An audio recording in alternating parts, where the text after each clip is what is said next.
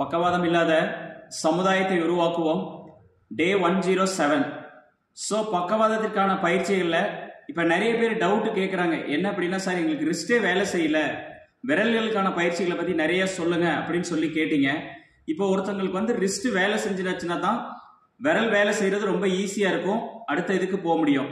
இப்போ அந்த மாதிரி இருந்துச்சுன்னா வீட்டில் என்ன பண்ணலாம் அப்படின்னு பார்த்தீங்கன்னா, இந்த மாதிரி ஒரு தம்பிள்ஸ் வச்சுட்டு இந்த கை விரலில் நல்லா சப்போர்ட் பண்ணி பிடிச்சிட்டு இந்த ரிஸ்ட்டை வேலை செய்கிறதுக்கு என்ன பண்ணால் இங்கேருந்து சப்போர்ட் பண்ணி மெல்ல இதை பார்த்தீங்கன்னா ரிஸ்ட்டை நல்லா மேலே கீழே எவ்வளோ முடியுமோ அந்த அளவுக்கு முன்ன பின்ன விரிக்கும் போது இந்த ரிஸ்ட் வந்து பார்த்தீங்கன்னா இப்படி மேலேயும் கீழே வர்ற மூவ்மெண்ட் வந்து நல்லா இம்ப்ரூவ். ஃபர்ஸ்ட் இந்த மாதிரி நல்லா பிடிச்சிக்கணும்.